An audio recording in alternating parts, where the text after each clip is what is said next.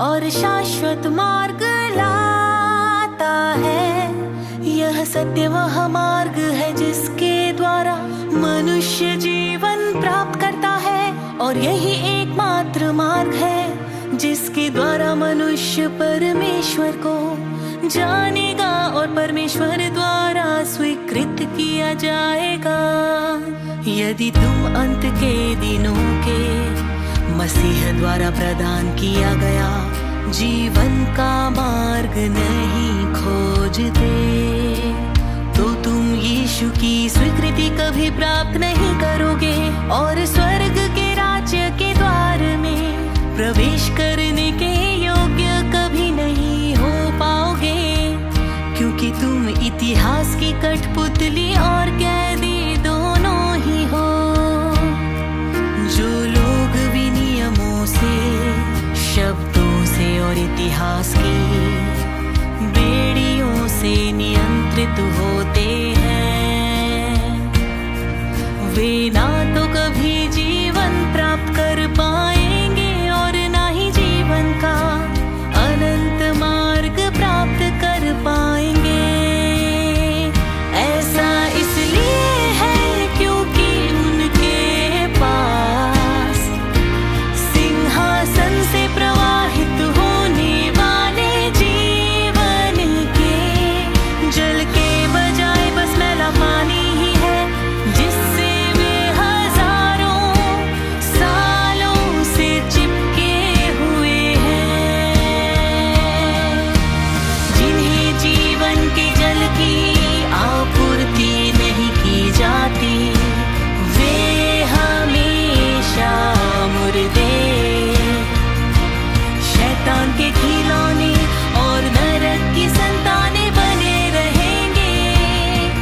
फिर वे कैसे परमेश्वर के दर्शन कर सकते हैं? तुम केवल अतीत को पकड़े रखने की कोशिश करते हो, केवल स्थिर खड़े रहने और चीजों को वैसे ही रखने की कोशिश करते हो, और यथास्थिति को बदलने और इतिहास को छोड़ने की कोशिश नहीं करते। इसलिए क्या तुम हमेशा परमेश्वर के विरोधी नहीं होगे?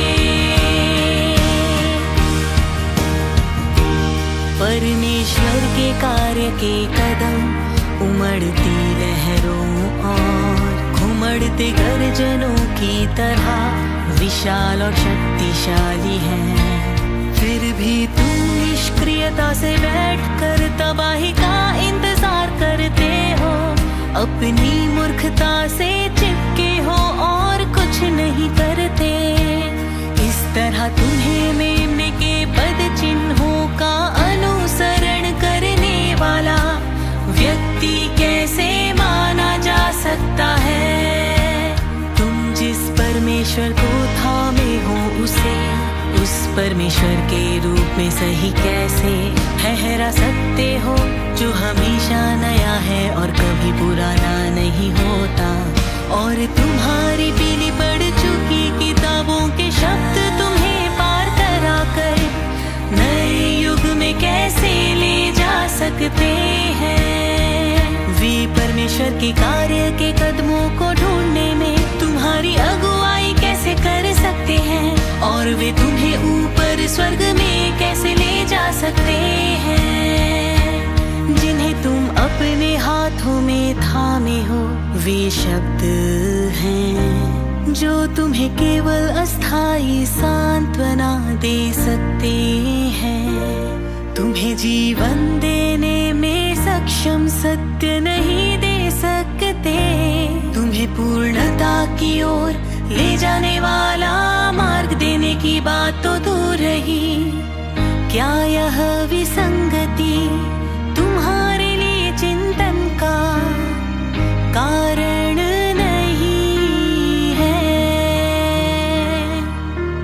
क्या यह तुम्हें इसके भीतर समाहित रहस्यों का बोध नहीं करवाती?